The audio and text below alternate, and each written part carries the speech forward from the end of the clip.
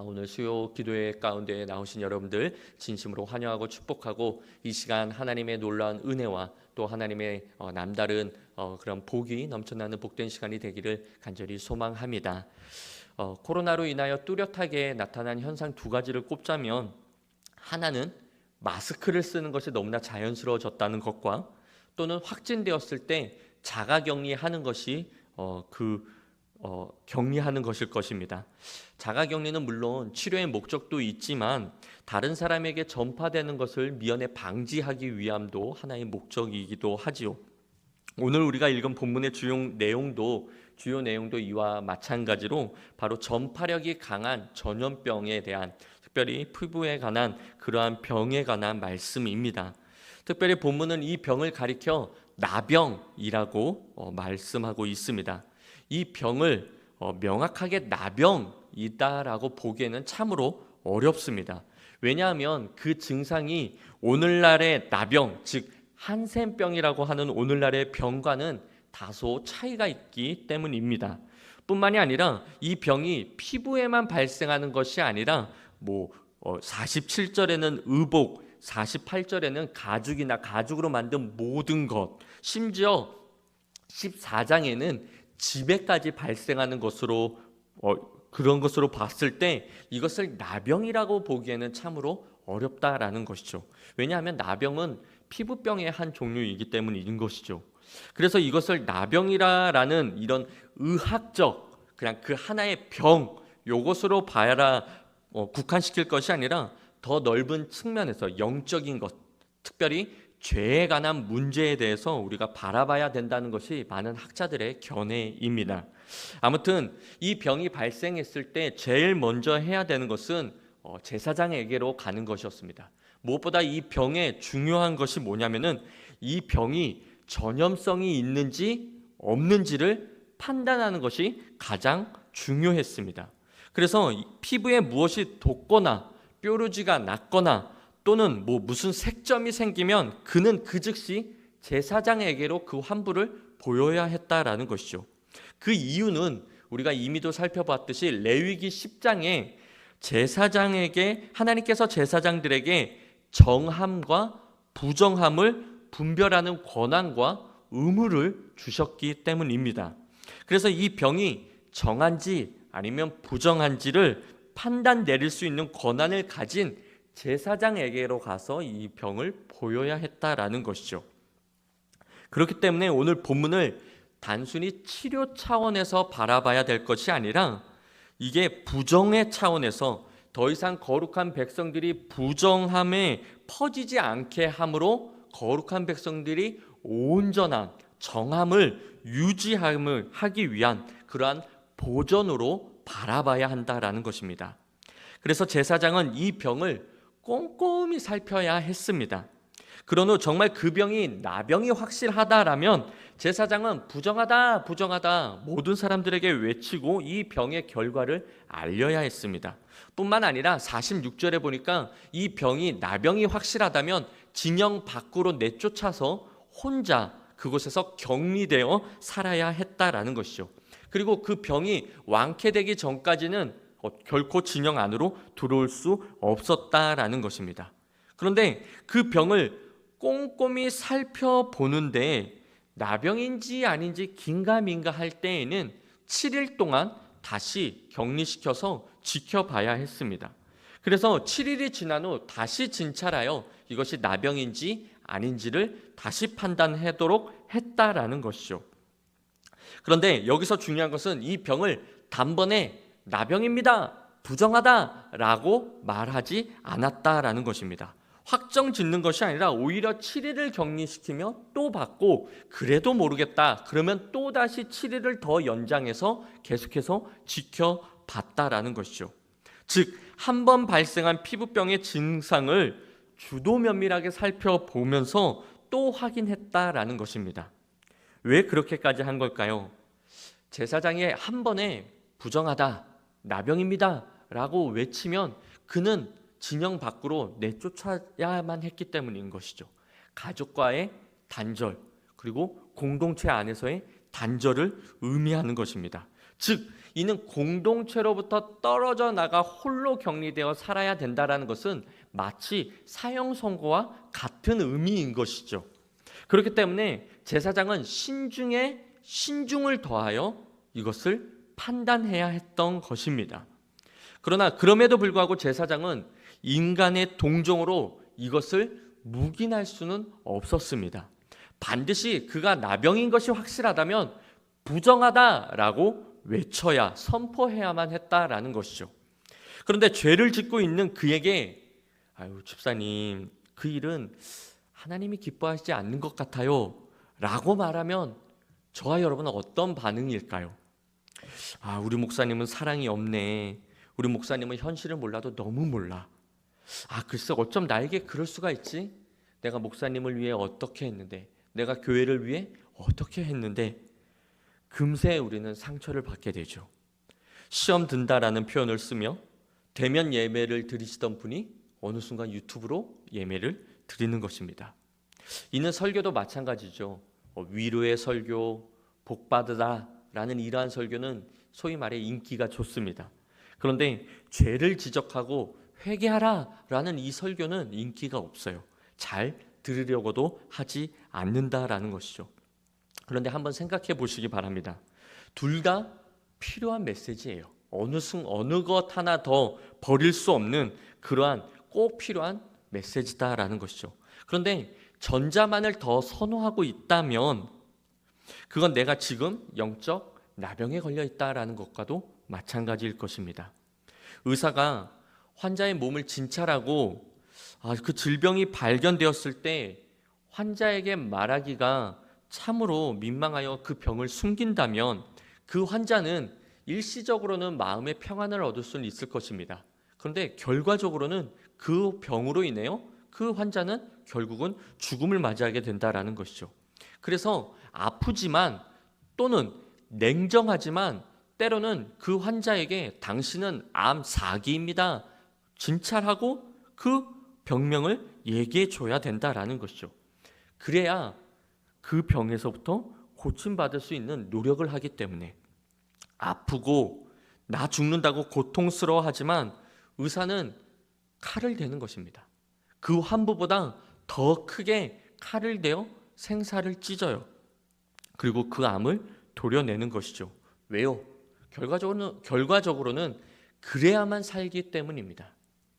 그래야만 그가 살고 그가 더 큰 믿음의 소유자가 되기 때문에, 그래야만 하나님으로부터 더 큰 은혜와 복을 받기 때문에 제사장은 아프지만 가슴이 찢어진 듯한 그러한 심정으로 그에게 그의 죄를 선포해야 된다라는 것이죠. 듣기 싫지요. 수치스럽지요. 창피하여 피하고 싶지요. 그러나 반드시 이 작업이 필요하다라는 것입니다. 부정하다. 그러므로 죄를 범해서는 안 되겠지만 혹 죄를 범했다 하더라도 그것을 지적했을 때 또는 죄와는 상관없이 뭔가 주의 종이 권면을 했을 때 그것을 잘 받아들여 하나님께 한번 기도해 보십시오. 그러면 반드시 사는 역사함이 있는 줄 믿습니다. 그러나 한 번 보고 쉽게 판단해서는 안 된다라고 성경은 우리에게 말씀하고 있습니다.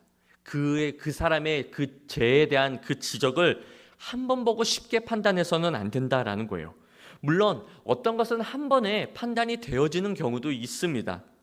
그러나 그렇지 않는 부분에 대해서는 쉽게 판단함으로 자칫 잘못 판단하여 상대방에게 고통을 안겨다 줄 수 있기 때문에 신중하고 또 신중해야 될 것을 우리에게 말씀해주고 있다라는 거예요. 본문 4절에서 6절을 보면 하나님께서는 피부에 색점이 희나 우묵하지 아니하고 털이 희지 아니한 자에 대해서는 2주간의 격리 수용과 또 2번의 진단을 통해 심사숙고하여 정결 여부를 판단하여 결정하도록 지시하고 계십니다.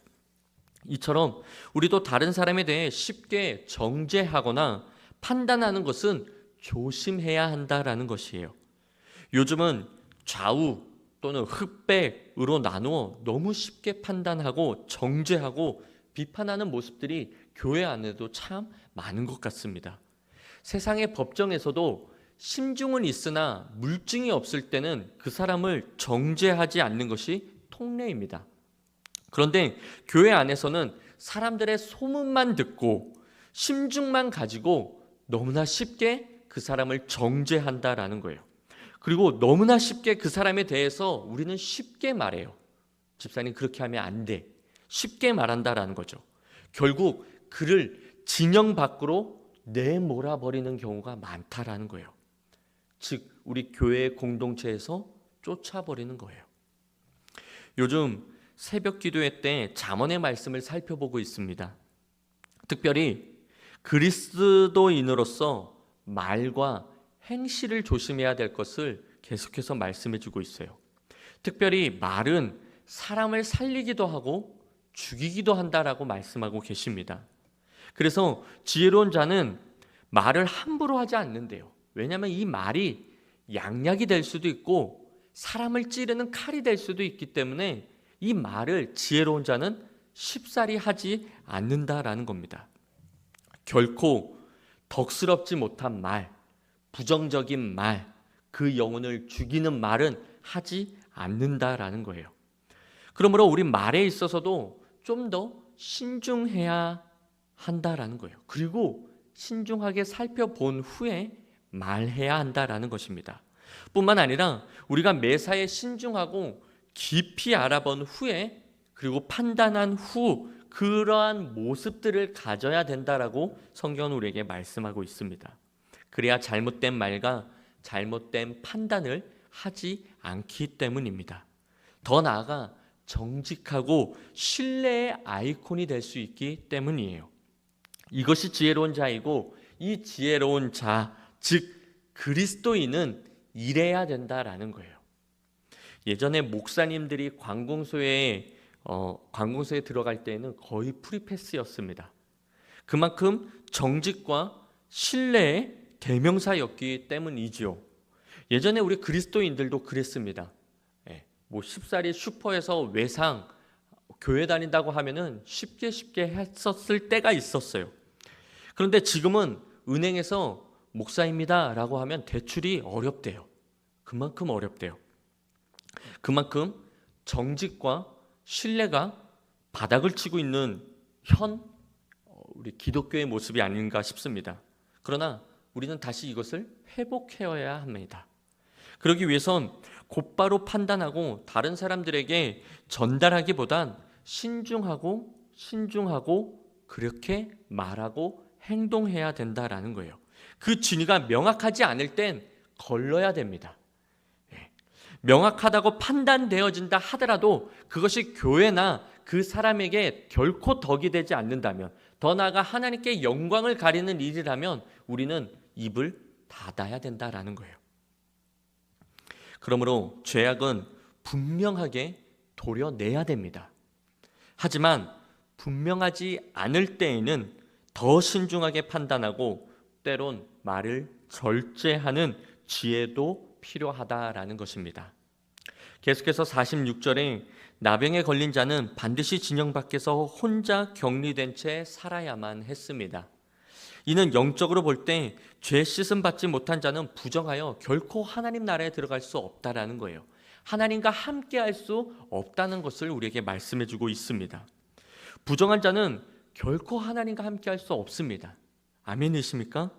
그러므로 우리가 영원한 하나님 나라에 들어가기 위해선 45절에 옷을 찢고 머리를 풀며 윗입술을 가리고 외치기를 부정하다 해야 한다라는 거예요. 다시 말해 반드시 모든 죄를 낱낱이 회개함으로 하나님께 죄 씻음을 받아야 한다라는 것입니다. 물론 우리의 모든 죄는, 심지어 앞으로 지을 죄까지도 하나님은 이미 예수 그리스도께서 이미 십자가 위에서 다 사해 주셨습니다.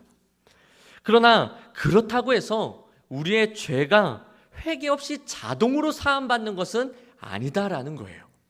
죄는 오직 우리가 그리스도의 십자가를 의지하여 우리의 입술을 열어 회개할 때 용서함 받는 줄 믿습니다.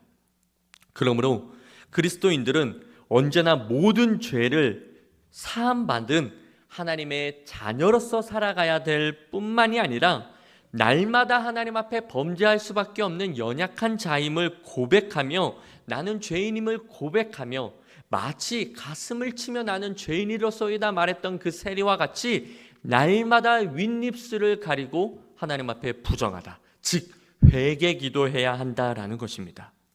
철저하게 관리하고 위생적으로 또 분별해야 한다라는 거예요. 하나님의 말씀으로 나를 철저하게 살펴서 낱낱이 고백해야 한다라는 거예요. 이는 죄에 대해서든 크든 작든 끊임없이 경계해야 된다는 것을 우리에게 말씀해 주고 있는 것입니다. 즉 작은 죄라도 용납하기 시작하면 그것은 점점 크게 번져 우리를 완전히 죄악으로 몰아가기에 사전에 우리의 삶 속에서 죄악이라는 세균이나 바이러스를 우리는 미연에 방지해야 돼요. 그러기 위해서는 철저하게 경계해야 합니다. 조심해야 돼요. 만약 작은 것 하나라도 이미 발견이 됐다면 그 즉시 차단함으로 하나님 앞에 정결하고 거룩한 삶을 살아야 한다라는 것입니다. 물론 우리가 죄를 범하지 않기 위한 가장 좋은 방법은 죄가 기생할 수 있는 환경과 역견을 미연에 방지하는 것이죠. 아예 제거하는 것입니다. 그러나 속세를 떠나 산월에서 혼자 살거나 또는 수도 생활을 하지 않는 이상 현실적으로는 이러한 것들이 결코 쉽지만은 않다라는 거예요. 즉 우리의 삶 속에는 죄가 도사릴 수밖에 없는 환경 속에 우리는 살고 있다라는 거죠. 왜죠? 이 세상은 어둠의 사탄마귀가 지배하고 있는 세상이기 때문에 우리는 이 세상 속에 살면서 죄를 멀리하기가 쉽지만은 않다라는 거예요. 게다가 이러한 방법, 속세를 떠나거나 혼자만 수도 생활하는 것은 이것은 소극적인 방법일 뿐입니다. 소극적인 방법일 뿐이에요. 그렇다면 어떤 방법이 적극적인 방법이고 하나님이 원하시는 방법일까요? 그것은 하나님의 말씀과 기도로 성령 충만한 것입니다. 하나님의 말씀과 기도를 통하여 죄에 틈을 주지 않는 거예요. 그것이 바로 하나님이 원하시는 하나님께 완전히 붙어있는 접붙어 있는 그러한 삶을 살 때에 우리는 이 죄를 미연에 방지할 수 있다라는 것이죠. 즉 말씀과 기도 생활을 통해 성령 충만한 삶이 바로 우리가 죄의 유혹을 극복하고 날마다 승리하는 삶을 살 수 있는 비결이다라는 것입니다. 바라옵기는 저와 여러분 우리 모두가 성령 충만한 상태를 유지하여 죄가 기생할 수 있는 환경과 여건을 만드는 것이 아니라 그로 인해서 늘 승리하는 복된 삶을 사시기를 우리 주님의 이름으로 간절히 축원합니다. 말씀을 정리하려고 합니다. 나병이 의심되면 그는 반드시 제사장에게로 가서 자신이 정한지 아니면 부정한지를 보여야 했습니다. 그래야 진영 밖에서 혼자 격리된 채 살든지 아니면 정하여 가족과 함께 계속해서 살 수 있는지를 알 수 있었기 때문입니다. 이 일을 제사장이 했다라는 거예요. 어쩌면 그에게 있어 모든 것이 달린 이 중대한 일의 판단을 제사장이 했다라는 것이죠. 이처럼 나병 증세가 있는 이스라엘 백성들을 판단했던 제사장들의 모습은 마지막 때에 우리의 정함과 부정함을 판단하실 대제사장이신 예수 그리스도를 연상케 합니다. 예수 그리스도께서 마지막 날에 마치 제사장들이 나병의 증상을 보고 정한지 부정한지를 판단했던 것처럼 이스라엘의 백성들의 삶이 걸린 중대한 문제를 판단했던 것처럼 우리들의 영생과 영벌이 걸린 중대한 문제에 대해 대제사장이신 예수 그리스도께서 판단하신다라는 것이죠. 그리하여 예수 그리스도의 판단 결과에 따라서 우리는 영벌 또는 영생에 들어가게 될 것입니다. 그러므로 우리는 이 점을 기억하셔야 돼요. 우린 영벌이 아닌 영생에 들어가야 힘써야 될 줄 믿습니다. 물론 구원은 우리의 힘으로, 우리의 노력으로, 우리의 어떤 성과로 이루어지는 것이 아닙니다. 전적인 하나님의 은혜입니다. 그러나 은혜 받은 자, 구원받은 자의 삶은 다르다라는 것이죠. 그러한 삶을 살기 위해 우리는 힘써야 된다라는 거예요. 날마다 성화라고 하고 있죠. 이 성화의 과정을 우리는 늘 힘써야 된다라는 거예요. 그렇다면 예수 그리스도의 판단 근거를 알아야겠죠. 그 근거가 무엇입니까? 그것은 오직 예수 그리스도를 믿느냐 믿지 않느냐 하는 믿음의 근거라는 것입니다. 왜요? 오직 예수 그리스도를 믿는 믿음만이 우리를 완전한 죄에서 사해주는 죄 씻어주는 그러한 것이기 때문이죠. 오직 다른 이름으로는 구원받은 이름이 없기 때문입니다. 그러나 그 믿음을 가지고 그리스도의 심판대 앞에 선다는 것은 결코 쉬운 일이 아니에요. 왜냐하면 우리의 대적, 우는 사자와 같이 삼킬 자를 찾고 있는 대적 마귀가 있기 때문이죠. 마귀는 우리가 믿음을 소유하고 있는 것을 원치 않는다라는 거예요. 우리가 더욱더 하나님과의 깊은 관계를 하는 것을 우는 사자와 같이 삼키는 그 마귀는 원치 않는다라는 것이죠. 사단은 결코 우리가 믿음을 가지고 그리스도 심판대 앞에 서는 것을 원치 않아요. 용납하지 않아요. 그래서 끊임없이 우리의 환경과 상황을 통해서 우리의 믿음을 흔들어 버립니다. 때로는 우리의 믿음을 흔드는 것조차 그것을 넘어서 아예 빼앗아 버려요. 그들은 할 수 있는 대로 온갖 수단과 방법을 동원해서 우리의 믿음을 흔들고 결국 빼앗아 자신들과 같이 지옥 백성으로 만든다라는 거예요. 그래서 그들은 때론 나의 모든 재산을 한순간에 사라지게 합니다. 그래서 하나님을 원망하게 해요. 그래서 그들은 때론 나의 자녀와 내 아내를 한순간에 사라지게 만들어서 하나님을 원망하게 한다라는 것이죠. 그래서 그들은 때론 내 몸에 질병을 주어 한순간에 하나님을 원망하게 만든다라는 거예요. 그런데 욥을 보십시오. 특별히 욥기 1장 20절에서부터 22절 말씀을 보면 욥이 일어나 겉옷을 찢고 머리털을 밀고 땅에 엎드려 예배하며 이르되 내가 모태에서 알몸으로 나왔은즉 또한 알몸이 그리로 돌아가을지라 주신 이도 여호와시오 거두신 이도 여호와이시니 여호와의 이름이 찬송을 받으실지니이다 하고 이 모든 일에 욥이 범죄하지 아니하고 하나님을 향하여 원망하지 아니하니라. 아멘. 그는 오히려 그런 어려운 환경 속에서 우리의 믿음이 송두리째 빼앗길 수밖에 없는 그러한 상황 속에서 그는 예배했다라는 거예요. 우리가 누가 봐도 하나님을 원망할 수밖에 없는 환경과 상황에 처해 있을 때 그럴 때일수록 우리는 더 하나님 앞에 예배해야 하는 겁니다. 우리는 하나님을 향해 원망할 것이 아니라 그럼에도 불구하고 주신 이도 여호와 취하시는 이도 여호와시다라고 입술을 열어 더 하나님을 찬양해야 돼요.